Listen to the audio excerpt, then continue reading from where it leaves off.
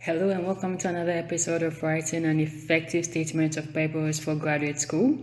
In today's video, we are going to focus on paragraph 3, which talks about how to communicate your work and volunteering experience. If you haven't watched paragraph 1 and paragraph 2, I advise you do so. Paragraph 1 focuses on how to write an impressive introduction to start the entire statement of purpose. And in paragraph 2, we focus on your academic background and research experience.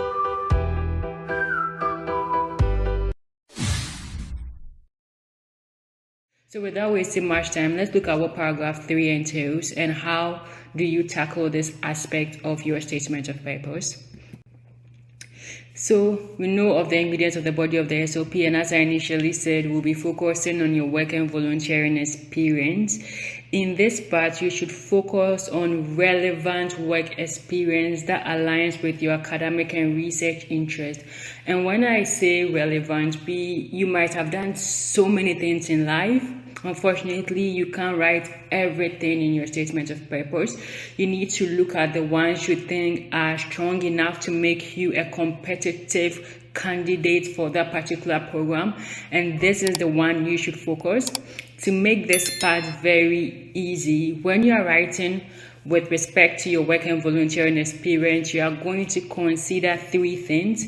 You are going to talk about the experience, exactly what the experience, like what did you do? And in that experience, you have to talk specifically the role, exactly what you did, and how you think that contributes or will help you to succeed in graduate school. So as usual, let's look at an example on how to tackle this. So I'm going to read that section for you. So after completing my undergraduate degree, I gained valuable experience as a teaching and research assistant at the College of Engineering, KNUST, where I also held administrative responsibility. So this is my experience in working as a teaching and research assistant. And now let's go to the role. Exactly what did I do? In these roles, I organized tutorials and mentored final year undergraduates in their dissertation and thesis writing. And now to the final part. How has this influenced me as an individual, or what will I like to use this experience in graduate school? So these experiences allowed me to understand the importance of mentorship, and I'm excited to continue this work as a teaching and research assistant at the department. So my experience, what did I do? My role, the exact role I performed. And finally, how do I aim to contribute with these skills? And also for the contribution, it could also be like by performing this work, it actually shaped your goal or the path you want to take. So it doesn't necessarily have to be a contribution or what you plan to do with those skills. It could also be a way which influence the path you want to take. So maybe like by working here or doing this and that, you realize that, oh, you have an interest in this area and you want to further. So that's what I mean. So let's continue. So in addition to my work in academia, I have a strong passion for organizing, leading and building communities, as demonstrated through my various extracurricular activities. So that's the experience. So the role, for example, I have served as the head of the Global Construction Club, the talent-led manager at ISEC, and the coordinator for Girl Empowered, a group dedicated to empowering girls in all areas of life. My contribution: I'm eager to use my skills and experience to participate in the university's outreach program and encourage more women to apply for STEM programs, as well as contribute to the organization of the monthly Civil Engineering Conference. Short and sweet. It might be long, but as I already told you, in this phase, we are not really thinking about the length. We are only focusing on putting our thoughts on papers. But even as you are doing this, try not to write too much. But when we are done, we are going to trim everything down. So this is how you explain your work and volunteering experience. You look at the experience, you look at the role and your exact contribution, how you aim to contribute to it, or how this has influenced your career path or your career choice.